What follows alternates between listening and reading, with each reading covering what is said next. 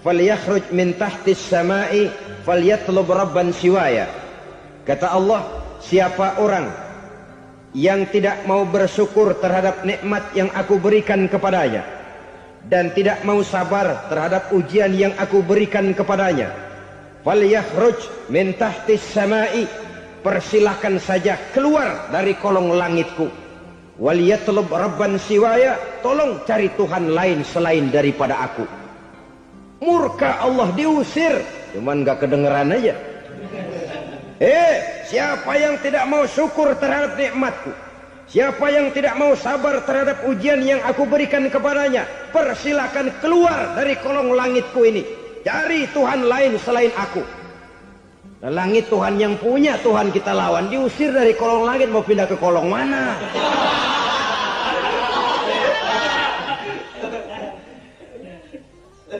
Jadi jangan merasa kufur nikmat kan enteng. Iya, kelihatannya begitu, tidak sebahaya kufur iman. Tapi kufur nikmat ini merupakan anak tangga yang kalau kita sudah mulai naik, kita akan naik terus sampai kepada tingkat di mana kita mengalami kufur iman. Kalau sudah ke sana, maka akhlak kita kepada Allah terkenalah erosi, terkena polusi, hancur akhlak kepada Allah, dan itulah sumber kesengsaraan abadi. Kalau cuma kita tidak berakhlak kepada manusia, barangkali resikonya cuma kehidupan di dunia ini. Mungkin juga ada kehidupan akhirat. Tapi kalau sudah tidak berakhlak kepada Allah, dunia akhirat kita rugi dan celaka. Maka pada kesempatan ini saya mengajak, marilah jaga baik-baik akhlak kita kepada Allah. Satu kali kita bertauhid, sampai mati kita bertauhid. Satu kali la ilaha illallah, jangan tergelincir lagi kita keluar daripada kalimat itu. Satu kali kita bertuhankan Allah, jangan bertuhan yang lain selain daripada Allah. Jangan sekutukan Allah, jangan samakan Allah dengan sesuatu, jangan mengangkat yang lain sama agungnya dengan Allah. Sebab dengan demikian kita seolah-olah sudah mengotori akhlak kita kepada Allah Subhanahu wa ta'ala. Saudara hadirin yang saya hormati, jadi oleh karenanya akhlak kita kepada Allah merupakan basis daripada kehidupan beragama. Kalau itu sudah mulai rapuh, mulai terkena erosi dan polusi, mulai rusak, dikhawatirkan nanti nilai ibadah kita kepada Allah juga akan turut ambruk karenanya. Saudara-saudara kaum muslimin rahimakumullah, tugas yang kedua, memperbaiki akhlak manusia kepada sesama manusia. Kita tahu Islam sesuai dengan namanya adalah agama damai. Maka akhlak manusia kepada sesama manusia menempati porsi yang penting dalam kehidupan beragama. Bagaimana seorang muslim bergaul, bertata krama terhadap sesama manusia. Mari kita lihat lebih jauh persoalannya. Untuk memudahkan pembicaraan dari kacamata agama, kita kelompokkan saja manusia itu dalam dua. Pertama yang seiman, dan yang kedua yang tidak seiman. Yang tidak seiman itu kita sebut saja kufur atau kafir.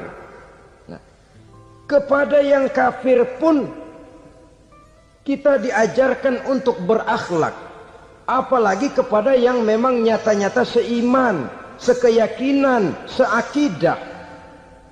Kemanapun Islam datang, ke negara manapun ia masuk, ia tidak menaburkan kerusakan.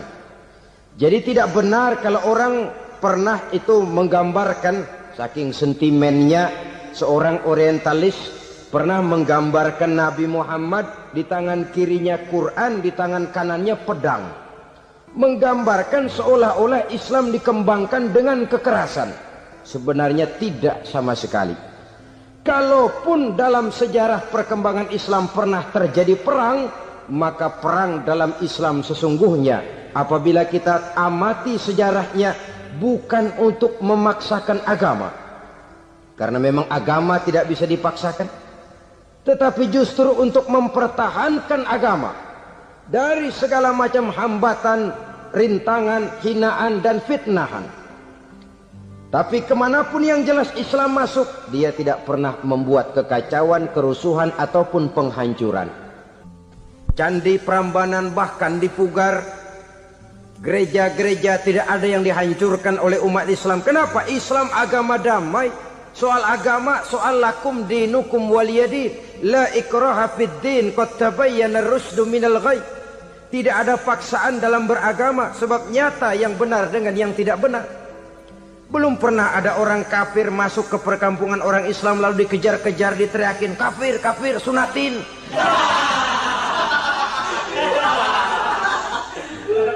Belum pernah.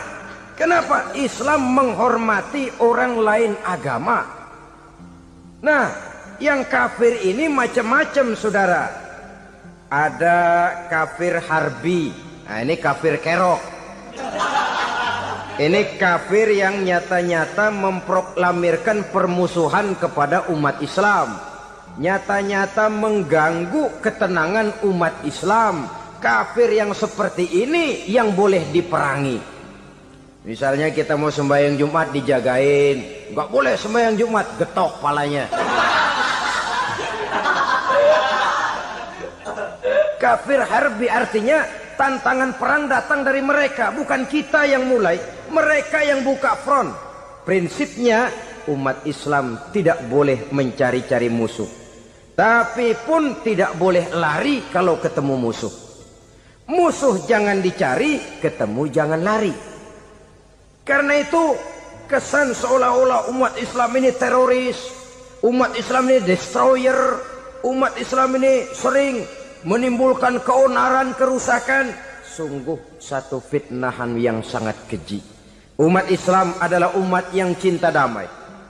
Islam di masa perkembangannya masuki Eropa melalui Selat Gibraltar, Jabal Tariq, memasuki Spanyol. Islam tidak pernah meruntuhkan gereja. Islam tidak pernah membunuh orang-orang Nasrani. Bahkan Islam mewariskan peradaban dan kebudayaan yang begitu tinggi nilainya di bidang ilmu pengetahuan. Sampai ketika itu Barat banyak mengkaji ilmu pengetahuan dari dunia Islam. Buku-buku berbahasa Arab diterjemahkan ke bahasa Yunani, dipelajari oleh para cendekiawan di negeri Barat sana. Mereka mengambil manfaat yang banyak dari masuknya Islam ke Eropa. Sementara gereja tetap berdiri dengan megahnya. Kuil-kuil tempat peribadatan tidak satupun yang diusik-usik. Kenapa? Islam agama yang cinta damai. Asal dia tidak diganggu, asal kehormatannya tidak dihinakan. Jadi kafir harbi, kafir yang nyata-nyata nantang perang, ngajak berkelahi. Itu kafir yang nyari penyakit. Kafir harbi ini boleh diperangi dengan catatan mereka yang memang mulai.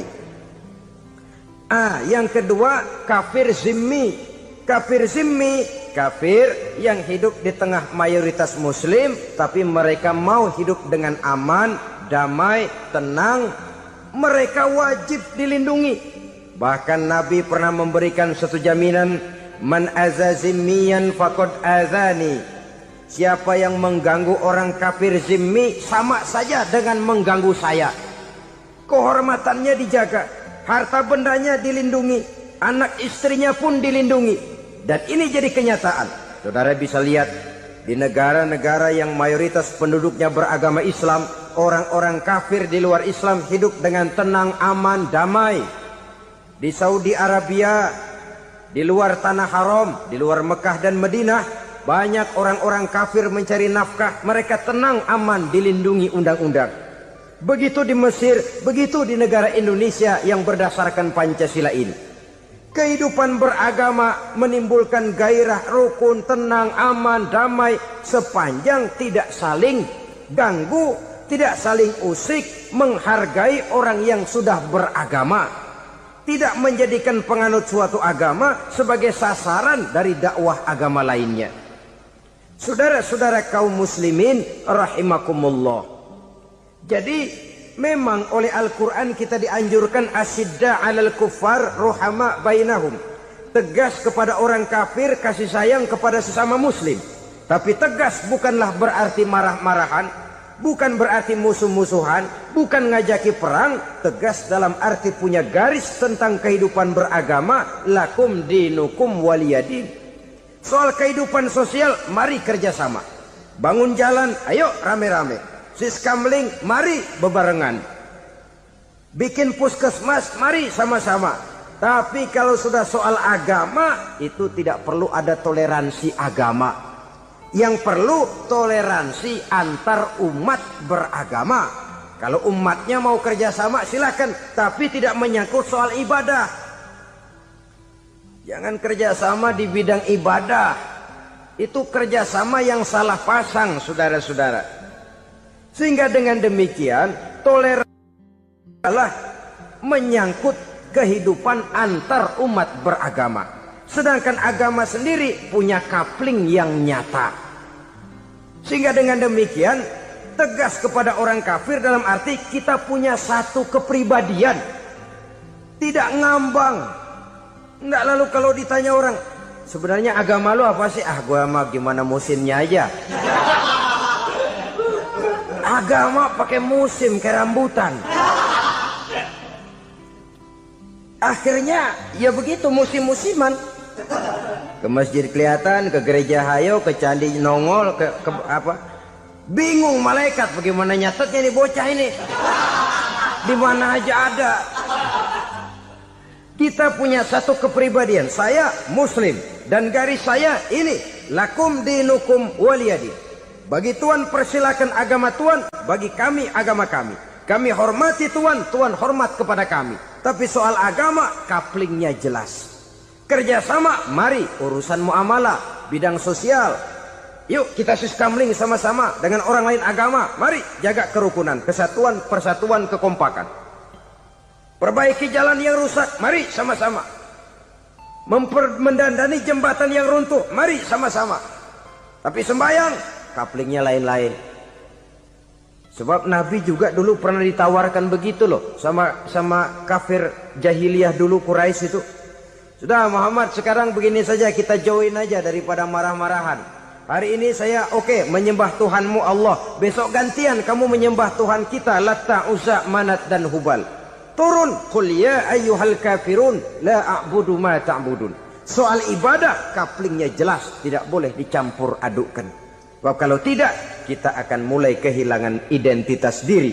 Dan disitulah krisis kehidupan keyakinan beragama dimulai. Dari krisis identitas. Hujan gede kan mulainya gerimis dulu. Di mana-mana ya gerimis dulu. Gerimis makin lama makin gede. Kita akan mulai dengan kehilangan identitas diri. Dari sana nanti kita malu mengakui keislaman kita. Kalau orang Islam malu mengakui keislamannya, ini kan ironi, menyedihkan. Ngakui Islamnya saja malu, menonjolkan keislamannya malu. Tidak ada rasa bangga beragama. Padahal ini modal dasar. Hanyalah dengan rasa bangga beragama kita lalu konsekuen. Bangga yang tidak konsekuen, wah pokoknya kan gua kan Islam, agama yang paling benar. Tapi hidupnya sendiri jauh dari tuntunan Islam. Itu bangga yang tidak beralasan, bangga yang tidak perlu dibanggakan sebenarnya. Kebanggaan yang membuat kita konsekuen dan dekat dengan kehidupan beragama. Jadi dengan demikian saudara-saudara, kepada non-muslim kita juga harus berakhlak. Bukankah ini sudah dicontohkan oleh Rasul? Bagaimana beliau disambiti orang di Taif, yang menyambiti malah didoakan. Bagaimana Suraqah mau membunuh beliau, malah Suraqah didoakan. Bagaimana Abu Jahal dan Abu Lahab saking mangkalnya. Ini Abu Jahal pernah gali lubang di kamarnya sendiri, di depan tempat tidurnya. Setelah dia gali lubang, ditutupin pakai keraras korma. Lalu dia tarik selimut, belagak meriang. Dia pesan pesuruhnya, bilangin Muhammad encangnya meriang. Pamannya sakit, minta ditengokin. Nabi dengan segala husnuzonnya berangkat nengokin. Abu Jahal dari balik selimut ngintip. Ah, itu dia Muhammad, itu dia tuh. Dia tuh masuk Dani, masuk. Mulai di jalan, senang Abu Jahal. Ah, terus dah. Begitu ke pelosok, masuk ke lubang, gue pendem terus dah. Memang niatnya mau mencelakakan Nabi. Sudah tinggal beberapa langkah lagi Nabi akan berjalan ke arah lubang itu. Malaikat Jibril ngasih tahu, Muhammad, Abu Jahal pamanmu cuma pura-pura sakit. Di depan tempat tidur itu ada lubang sudah dia gali untuk menjerumuskan kamu. Sudah balik pulang. Balik badan Nabi. Sudah hampir mau melangkah, kakinya malah muter pulang. Abu Jahal yang ngelihat Nabi sudah hampir jatuh nggak jadi, balik pulang. Lupa kalau lagi sakit. Udah Muhammad buruan sini. Ke pintu dia kejar. Dia lupa sama lubang yang dia gali. Begitu dia kejar, dia yang kepelosok masuk ke dalamnya. Sejak saat itu ada pepatah, man hafara hufratan waqa'a fiha. Siapa yang suka nggali lubang, dia sendiri bakal terpelosok ke dalamnya. Jatuh dia ke lubang yang dia gali. Padahal ya paling banter 2 atau 3 meter paling dalam. Dari dalam lubang itu dia teriak-teriak, Muhammad, tolongin, pamanmu kecebur. Kasih tahu Muhammad, kasih tahu, datang lagi lah pesuruhnya. Muhammad, pamanmu Abu Jahal kecebur, minta tolong diangkatin. Sudah diulur tambang, habis sambung lagi, nggak bisa sampai. Masa iya, cuma kamu yang bisa nolong. Apa yang dilakukan Nabi? Balik mau nolongin. Akhlak. Kita kalau ada orang gali lubang buat nyeburin kita, dia sendiri yang kecebur.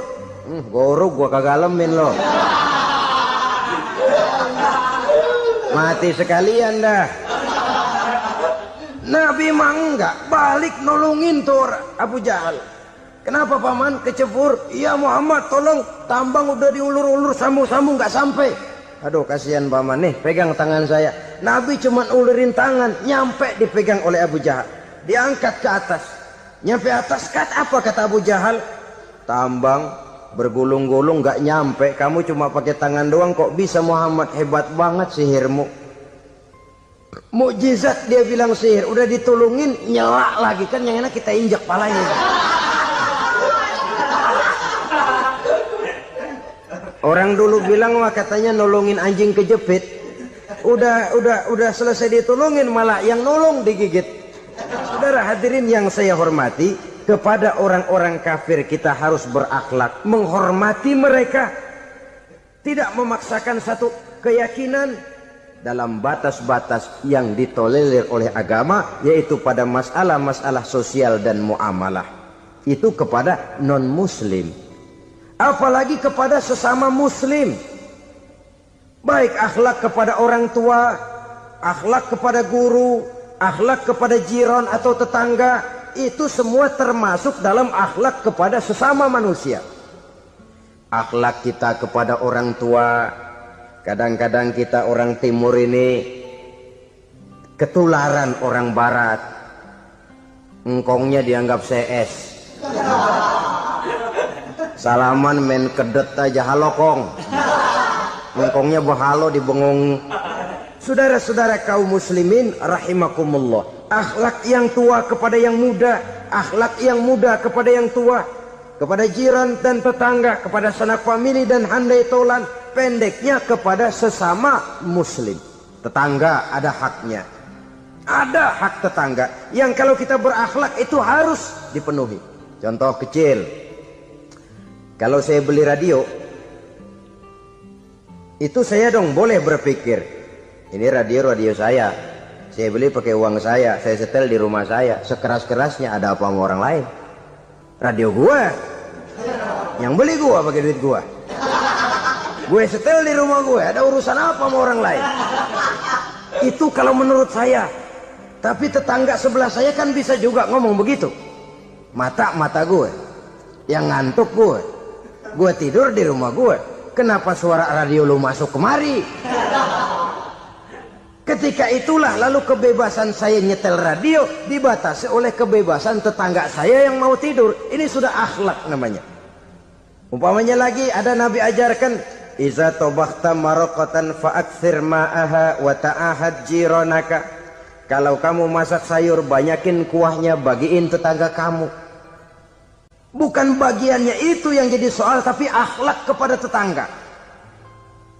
Udah tahu tetangganya kelaparan, diseksa, goreng ikan asin, se-RW baunya ngayap, kembang kempis orang nungguin. Saudara hadirin ma'asyiral muslimin rahimakumullah, Jadi dengan demikian, kalau sudah kembali kepada orang-orang yang nilai imannya sama dengan kita, apapun organisasinya, apapun baju yang mereka pakai, kaos yang mereka pakai, jaket yang mereka pakai, kalau sudah seakidah, seiman, jaga akhlak kita. Pendapat boleh berbeda, kaos boleh tidak sama, jaket boleh beraneka warna, bendera boleh beragam-ragam, tapi ukhuwah Islamiyah ini utamakan. Adalah lebih baik mencari persamaan dalam kehidupan dan bukan memperbesar perbedaan. Hanyalah dengan mengembangkan nilai-nilai akhlak semacam ini, toleransi tidak hanya diperlukan kepada yang non-muslim, kepada sesama muslim pun toleransi. Artinya apa? Jangan memponis amalan orang lain.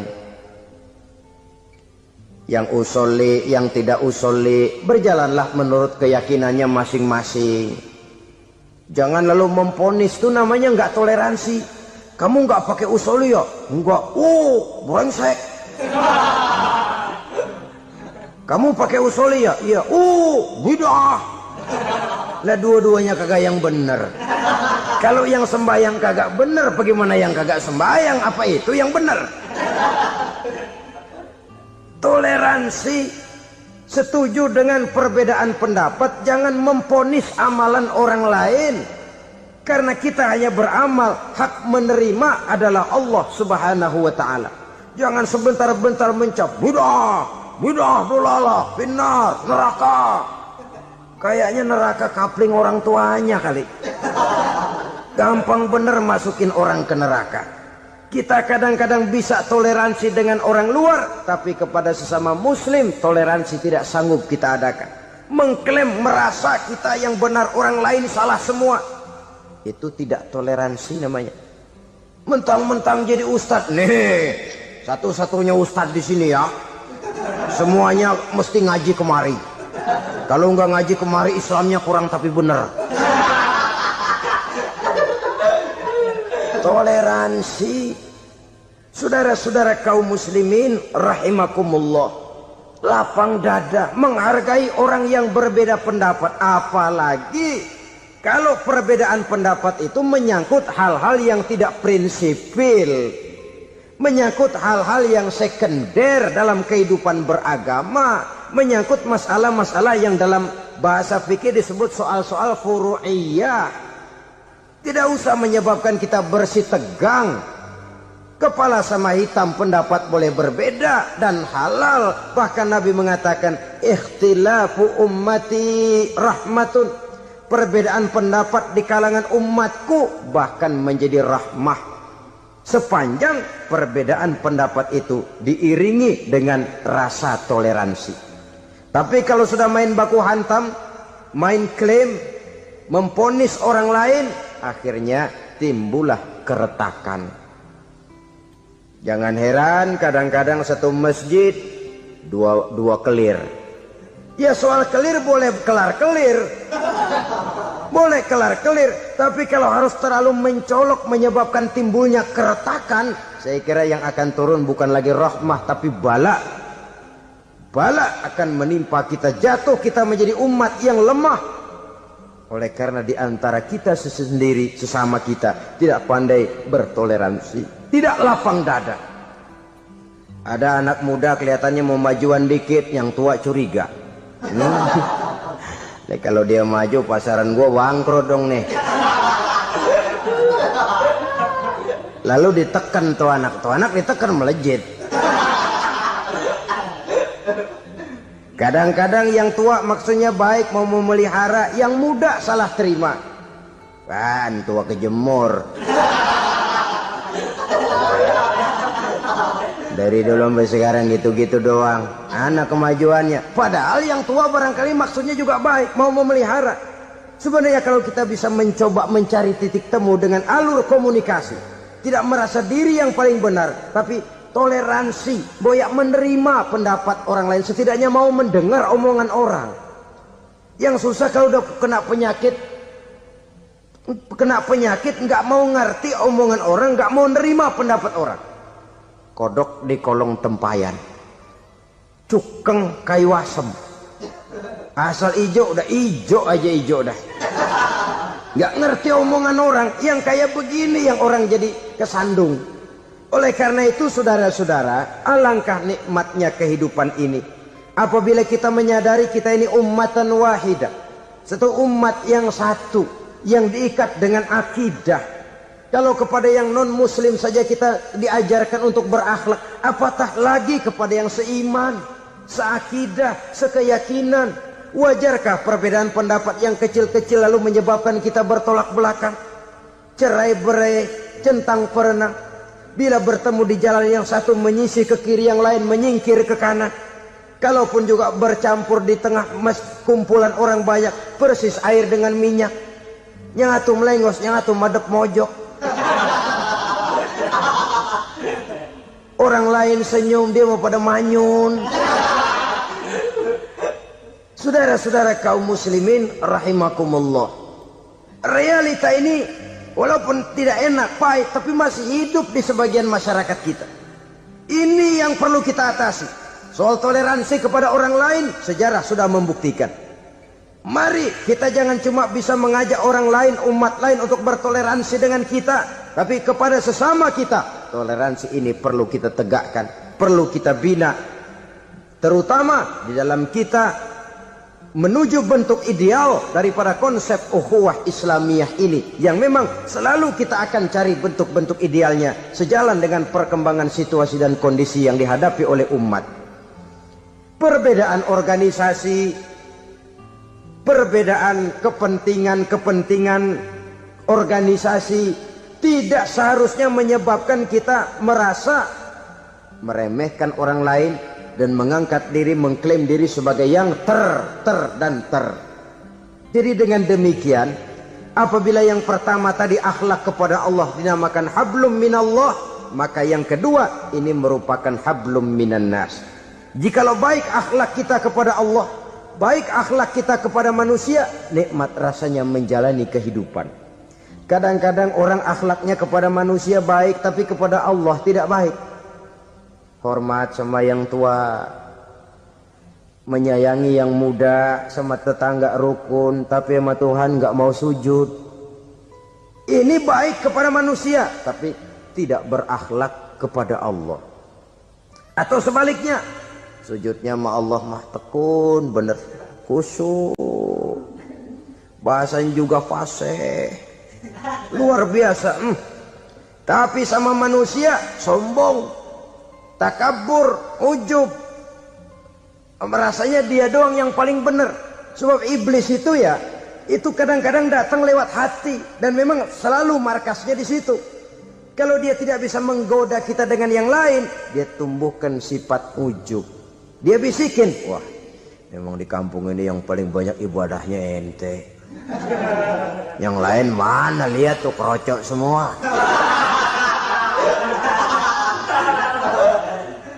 Lalu di hati orang itu tertanam sifat iya ya. Nah, tatkala iya ya, dia sudah terkena serangan iblis. Akhirnya apa? Orang lain diremehin.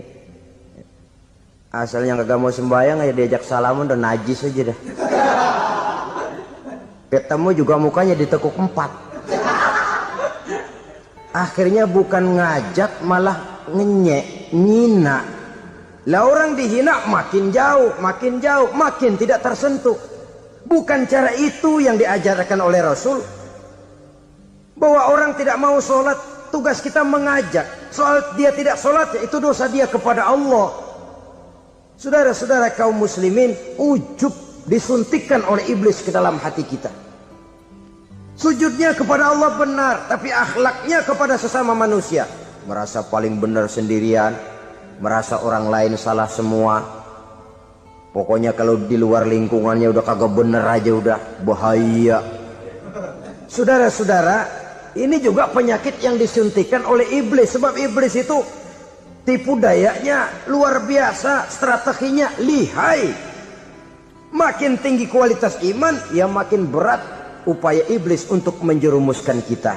Karenanya saya mengajak, marilah kita bertoleransi. Baik kepada non-muslim, lebih-lebih lagi kepada sesama muslim yang kebetulan berbeda baju, berbeda kaos, berbeda organisasi, lain bendera yang dibawanya. tapi toleransi mari kita canangkan. Kita terikat oleh ukhuwah Islamiyah. 2. Yang ketiga, akhlak manusia kepada makhluk Allah lainnya di luar manusia. Islam adalah rahmatan lil alamin. Kalau kita tidak berakhlak, contoh saja ya, kita ini diberikan satu negara yang subur makmur, untayan jamrut katulistiwa, demikian suburnya gemah ripaloh jenawi toto tentrem kertora harjo.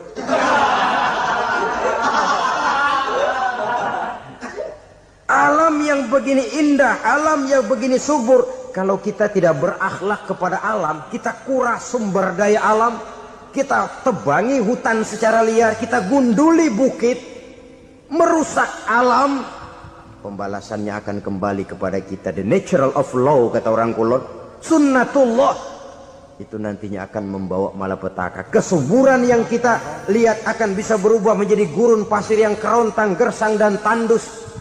Karena apa? Kita mengeksploitir alam lebih dari yang seharusnya, tidak berakhlak kepada lingkungan di mana kita tinggal.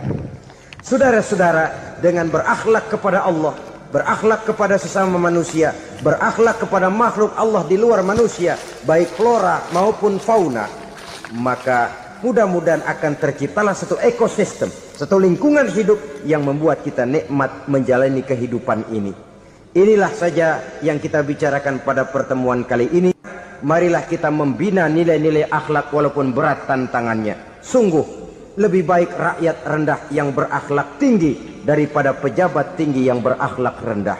Karena nilai manusia pada akhirnya ditentukan oleh akhlaknya itu. Usikum wa nafsi bitaqwallah. Wassalamualaikum warahmatullahi wabarakatuh.